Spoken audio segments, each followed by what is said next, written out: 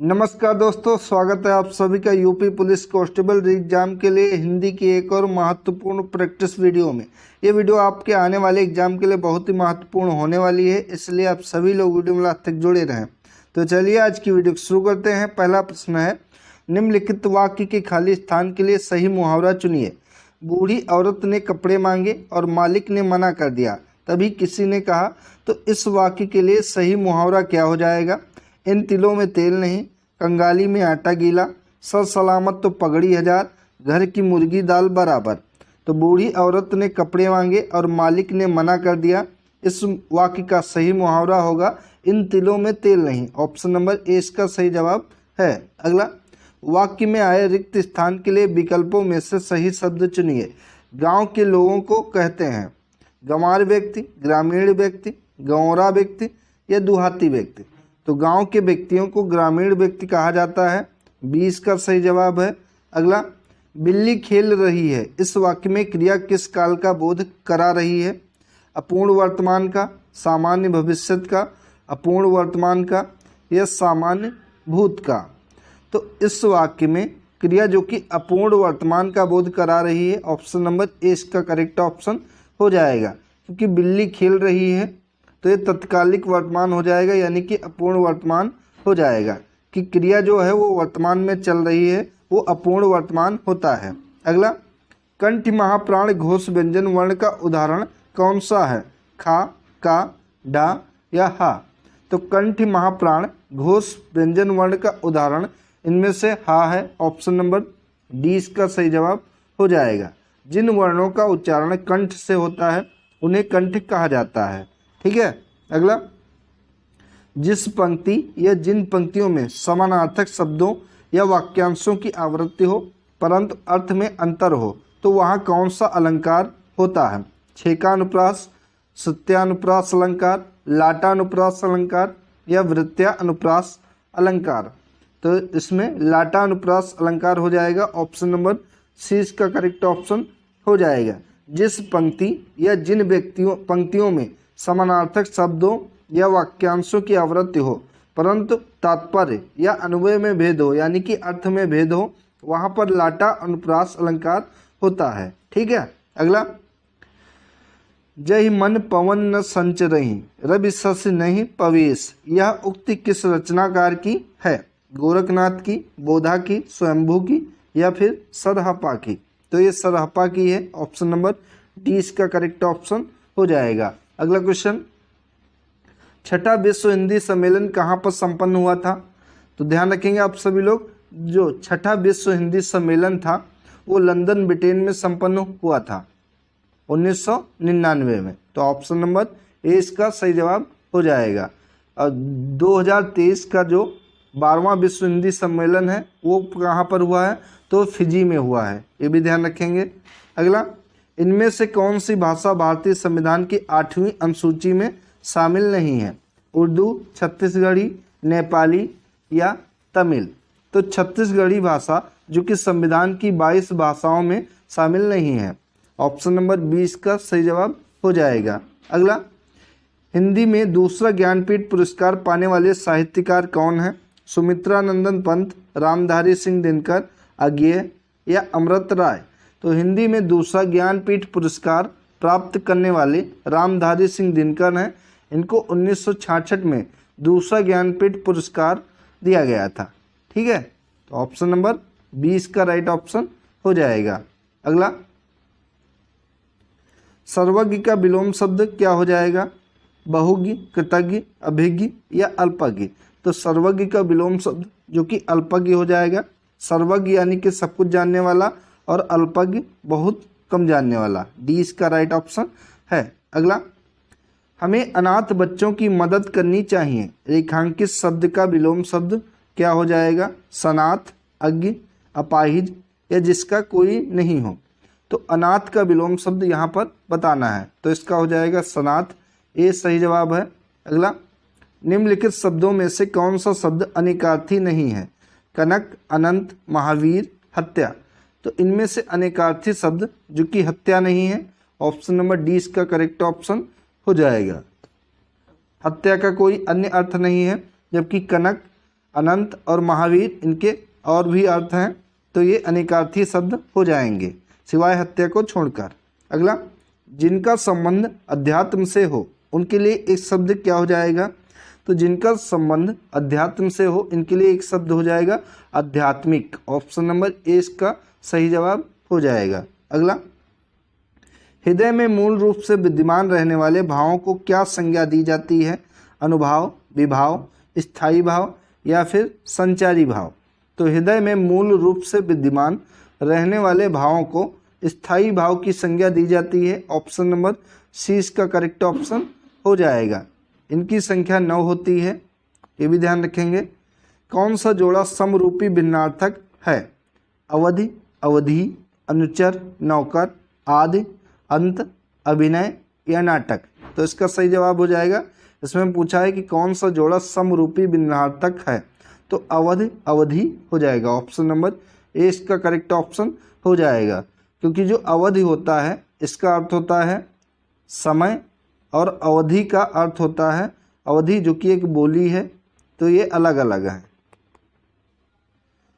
अस्त्रीकरण का विलोम शब्द क्या हो जाएगा? तो अस्त्रीकरण का विलोम शब्द हो जाएगा निरस्त्रीकरण। ऑप्शन नंबर ए इसका सही जवाब है। अगला, चंद्रमुखी शब्द में कौन सा समास है? अव्ययी भाव समास, कर्मधारय समास, बहुव्रीहि समास या द्विगु समास। तो द्विगु समास तो होगा नहीं, क्योंकि इसमें पहला पद संख्यावाची होता है। तो चंद्रमुखी में हो जाएगा आपका कर्मधारय समास। ऑप्शन नंबर 20 का करेक्ट ऑप्शन होगा। ठीक है। अगला, मगधी अपभ्रंश से विकसित बोली कौन सी है? मालवी, खड़ी बोली, मगही या फिर ब्रज। तो मगधी अपभ्रंश से विकसित बोली होगी जो कि मगही है। ऑप्शन नंबर सी इसका करेक्ट ऑप्शन है। अगला, मोको कहाँ ढूंढे बंदे मैं तो तेरे पास में, यह उक्ति किस संत कवि की है? दादू दयाल की, कबीर की, नानक देव की या रैदास की। तो यह पंक्ति जो कि कबीरदास जी की है। ऑप्शन नंबर 20 का करेक्ट ऑप्शन हो जाएगा। अगला, हमें प्रतिदिन सूर्य नमस्कार करना चाहिए, रेखांकित शब्द को पहचानिए। तो प्रतिदिन ये क्या उपसर्ग है, अव्यय है, सर्वनाम है या फिर कारक है? तो प्रतिदिन जो कि अव्यय है। ऑप्शन नंबर 20 का करेक्ट ऑप्शन हो जाएगा। ऐसे शब्द जो सदा अपरिवर्तित रहते हैं, जिन पर लिंग, वचन, कारक आदि का कोई भी प्रभाव नहीं पड़ता, उन्हें ही अव्यय कहा जाता है। ध्यान रखेंगे। मिलाप शब्द में कौन सा प्रत्यय है? मिल, आप, अप या लाप। तो मिलाप शब्द में प्रत्यय जो कि हो जाएगा आप। प्रत्यय जो कि शब्द के आखिरी में जुड़ते हैं वो प्रत्यय कहलाते हैं, और उपसर्ग किसी भी शब्द के पहले जुड़ते हैं। 20 का सही जवाब है। अगला, हिंदी प्रदीप किस प्रकार का समाचार पत्र था? साप्ताहिक, पाक्षिक, मासिक या दैनिक। तो हिंदी प्रदीप जो कि एक समाचार पत्र था और यह मासिक पत्र था। सी इसका सही जवाब है। अगला, आविर्भाव का विलोम शब्द क्या हो जाएगा? तो आविर्भाव का विलोम शब्द हो जाएगा तिरोभाव। ऑप्शन नंबर सी इसका सही जवाब है। इनमें से किस वाक्य में उचित विराम चिन्ह का प्रयोग किया गया है? तो उचित विराम चिन्ह का प्रयोग इनमें से किया गया है जो कि MA व BEd इनमें किया गया है। MA यहाँ पे नहीं है, इसमें भी नहीं है, और BEd में यहाँ कॉमा का प्रयोग नहीं किया गया है। तो सी इसका सही जवाब हो जाएगा। बिना स्वार्थ के कार्य करने वाला, इसके लिए एक शब्द क्या हो जाएगा? तो बिना स्वार्थ के काम करने वाला, इसके लिए एक शब्द हो जाएगा निस्वार्थी। ये इसका सही जवाब है। अगला, हिमकिरीटनी किसकी रचना है? माखनलाल चतुर्वेदी, राहुल साक्ष्तायन, निराला, महादेवी वर्मा। तो हिमकिरीटनी जो कि माखनलाल चतुर्वेदी की रचना है। ऑप्शन नंबर ए इसका सही जवाब है। अगला, इनमें से विसर्ग संधि का उदाहरण कौन सा है? तो विसर्ग संधि वो होती है जिसका संधि विच्छेद करने पर इस तरीके के लगता है कि निरंतर, दिग्गज, इसका होगा दिक प्लस अज, महा plus is, jug plus this. तो निरंतर में हो जाएगा आपका विसर्ग संधि। ऑप्शन नंबर ए इसका करेक्ट ऑप्शन हो जाएगा। इसका अगर हम संधि विच्छेद करेंगे तो ये होगा नि प्लस अंतर। ठीक है, निरंतर। अगला, जिसका जन्म कन्या के गर्भ से हुआ हो उसके लिए एक शब्द क्या हो जाएगा? कुमारी सुत, कन्या पुत्र, अवैध पुत्र या कानीन। तो जिसका जन्म कन्या के गर्भ से हुआ हो इसके लिए एक शब्द हो जाएगा कानीन। ऑप्शन नंबर डी इसका सही जवाब है। इंपॉर्टेंट है, ये ध्यान रखेंगे। अगला, मैं रथ का टूटा हुआ पहिया हूँ लेकिन मुझे फेंको मत। यह उक्ति किस रचनाकार की है? सूर्यकांत त्रिपाठी निराला, महादेवी वर्मा, धर्मवीर भारती या अज्ञेय। तो मैं रथ का टूटा हुआ पहिया हूँ लेकिन मुझे फेंको मत, यह पंक्ति जो कि धर्मवीर भारती की है, ऑप्शन नंबर सी इसका सही जवाब है। गणेश शंकर विद्यार्थी द्वारा संपादित पत्र का नाम क्या है? प्रताप, चांद, मतवाला या इंदु। तो गणेश शंकर विद्यार्थी के द्वारा संपादित पत्र का नाम जो कि है प्रताप, ऑप्शन नंबर ए इसका सही जवाब है। निम्नलिखित में से किस शब्द का वचन एक सा नहीं रहता? फूफा, चाचा, काका या बेटा। तो इनमें एक सा वचन जो कि बेटा का नहीं रहता, ऑप्शन नंबर ए इसका सही जवाब है। रामविलास शर्मा को साहित्य अकादमी पुरस्कार किस वर्ष प्रदान किया गया? इसका सही जवाब क्या हो जाएगा? तो इसका सही जवाब हो जाएगा 1970, 1975, 1998 या 1973। तो 1970 में प्रदान किया गया था रामविलास शर्मा को साहित्य अकादमी पुरस्कार। ध्यान रखेंगे, ए इसका सही जवाब है। निम्नलिखित शब्दों के क्रमशः पर्यायवाची शब्द होंगे? पार्वती, पुत्र, पृथ्वी। इनका क्रमशः पर्यायवाची शब्द क्या क्या हो जाएंगे? तो पार्वती का रुद्राणी होगा, पुत्र का नंदन होगा और पृथ्वी का अवनी पर्यायवाची शब्द हो जाएगा। तो ऑप्शन नंबर 20 का सही जवाब है। अगला, इनमें से कौन सा वाक्य अशुद्ध है?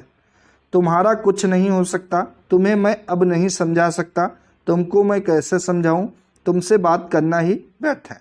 तो इनमें से अशुद्ध वाक्य हो जाएगा तुमको मैं कैसे समझाऊं, ऑप्शन नंबर सी इसका करेक्ट ऑप्शन हो जाएगा। यहाँ पर क्वेश्चन मार्क नहीं लगा है, प्रश्नवाचक चिन्ह।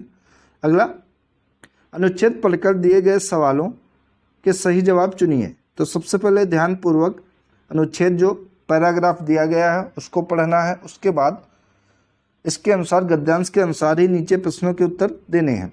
रविन्द्रनाथ उच्च कोटि के कवि थे, उनके द्वारा प्रतिपादित मान्यताओं एवं विचारों को भारत में ही सराहा नहीं गया, वरन विश्व में भी उनके विचार लोकप्रिय हैं। एक महान कवि होने के साथ साथ वे भारतीय सांस्कृतिक परंपरा के अग्रदूत के रूप में भी जाने जाते हैं।